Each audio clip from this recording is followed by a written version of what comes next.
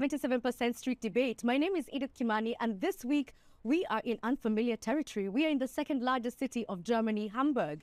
Now, in recent years, it's come to be a home for expats looking for better opportunities abroad.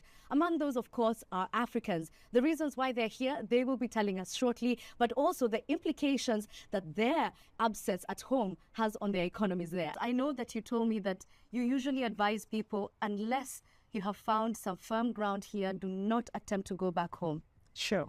And I do that all the time. Unless you have a job back home, do not go back home. And I also say that depends on why you came here. Because like I told you before, some people came here for studies and also because they didn't have a job. And if after the studies, you still do not have this job, why are you going back? It makes no difference. So if you have a better job here, stay and be established before you can go back home. But if you have a better job, you can go back home. So I think it's not a one-size-fits for everyone. But again, you have to look at your situation. So before I close this up, okay, now. So another way I think can be sustainable could be collaborations.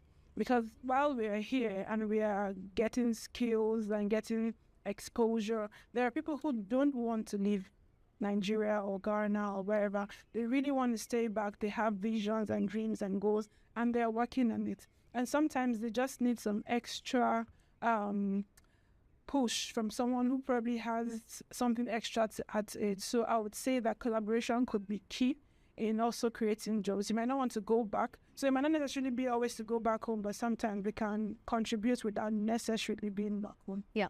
So I want to wrap this conversation with Roger, because at the beginning of this conversation, you said that you have some people who you recently brought in. How are they faring along? Do you think this is a model of collaboration that perhaps will sustain this model of skilled workers migration? Well, I would like to promote an idea because what I heard here is on the very personal level. So it works all over the world. You have money, you give it to your family if they ask for it. And you try to help people, like you said, who need a little push. But what is it that Africa lacks most economically? Liquidity. Money is shy. And the people who want to give money, invest money into Africa, honest money for honest work, for honest ideas, they fear corruption.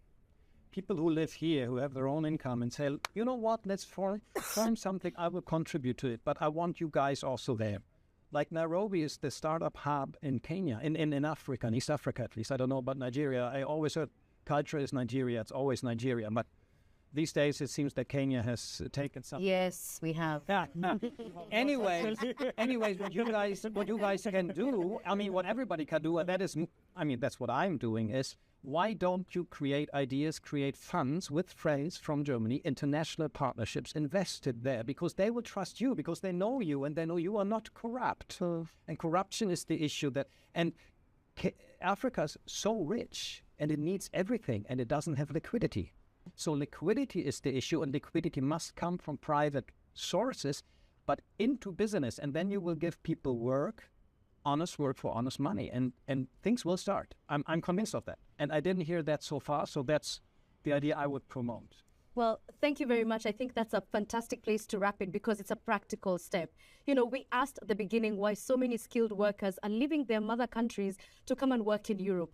The answers are many. One, Germany needs them, and two, they definitely need the money. How to be sustainable? You've heard all the answers there. Thank you all for watching.